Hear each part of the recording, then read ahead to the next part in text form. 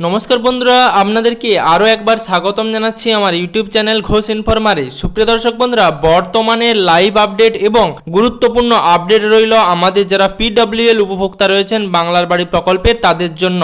আপনারা জানেন 28শে জানুয়ারি থেকে কিন্তু আপনাদের টাকা দেওয়া শুরু হবে এবং মুখ্যমন্ত্রী মমতা ব্যানার্জি সরাসরি সিঙ্গুরের সভা থেকে কিন্তু আপনাদের টাকা দেওয়ার উদ্বোধন করবেন এবং সেখান থেকেই কিন্তু পিডব্লিউএল অর্থাৎ পার্মানেন্ট ওয়েটিং লিস্টে থাকা 16 লক্ষ উপভোক্তার ব্যাংক অ্যাকাউন্টে টাকা পাঠানো শুরু হবে। আপনারা জানেন বাংলার বাড়ি প্রকল্পে দুটো কিস্তিতে আপনাদের টাকা পাঠানো হয়, অর্থাৎ প্রথম কিস্তিতে আপনাদের টাকা দেওয়া হয় 60,000 টাকা এবং আবারও দ্বিতীয় কিস্তির সময় আপনাদের 60,000 টাকা দেওয়া হয়। সেই দ্বিতীয় কিস্তির টাকা আপনারা পান যখন প্রথম কিস্তির টাকার সম্পূর্ণ কাজ আপনাদের শেষ হয়ে যায় এবং আপনাদের আধিকারিকরা গিয়ে আপনাদের সাথে আবার পুনরায় আপনার সম্পূর্ণ কাজের ছবি তুলে সরাসরি আবার পোর্টালে আপলোড করে। তারপরেই কিন্তু আপনাদের দ্বিতীয় কিস্তির টাকা দেওয়ার প্রক্রিয়াও শুরু হয়। এবার 28শে জানুয়ারি মুখ্যমন্ত্রী মমতা ব্যানার্জি আমাদের প্রধানমন্ত্রী যেখান থেকে সভা করে গিয়েছিলেন সেই সভা থেকে কিন্তু সরাসরি বাংলার বাড়ি প্রকল্পে সেই টাকা তুলে দেবেন 16 লক্ষ উপভোক্তার ব্যাংক অ্যাকাউন্টে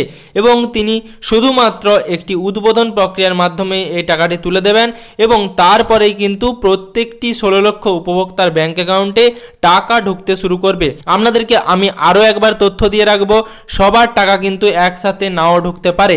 আপনার নিজস্ব ব্যাংক অ্যাকাউন্টে সমস্যা থাকলে বা যে কোনো কারণবশত কিন্তু আপনাদের টাকা একসাথে আসবে না। আপনাদের টাকা বিভিন্ন জেলা ভিত্তিক আলাদা আলাদা সময়ে আসবে। কোন জেলা আগে টাকা পাচ্ছে এবং কোন জেলা পরে টাকা পাবে সেই সম্বন্ধে গুরুত্বপূর্ণ লাইভ আপডেট আমি আপনাদের দিতে থাকবো। তার সাথে সুপ্রিয় দর্শক বন্ধুরা, এই সংক্রান্ত যাবতীয় আপডেট এবং তথ্য পাওয়ার জন্য চ্যানেলটিকে অবশ্যই সাবস্ক্রাইব করে রাখবেন যাতে গুরুত্বপূর্ণ আপডেট সবার আগে পেয়ে যান।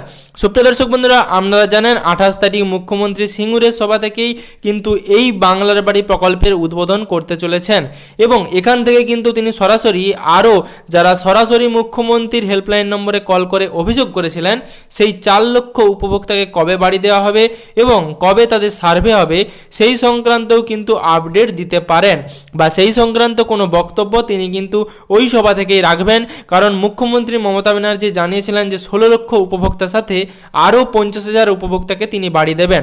যেহেতু 16 লক্ষ উপভোক্তা অর্থাৎ পিডব্লিউএল পার্মানেন্ট ওয়েটিং লিস্টে থাকা উপভোক্তাদের তিনি 28 তারিখ থেকে টাকা দেওয়া শুরু করবেন এবং সেখান থেকে কিন্তু সরাসরি মুখ্যমন্ত্রীর হেল্পলাইন নম্বরে অভিযোগ করা বা গ্রিভেন্স পোর্টালে নাম লেখানো আরও 4 লক্ষ উপভোক্তাকে কবে বাড়ি দেওয়া হবে সেই সম্বন্ধেও যাবতীয় তথ্য কিন্তু তিনি দিতে পারেন।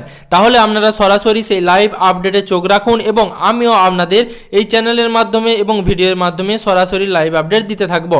সুপ্রিয় দর্শক বন্ধুরা, আশা করছি আপনাদেরকে সম্পূর্ণ রকম তথ্য দিতে পেরেছি।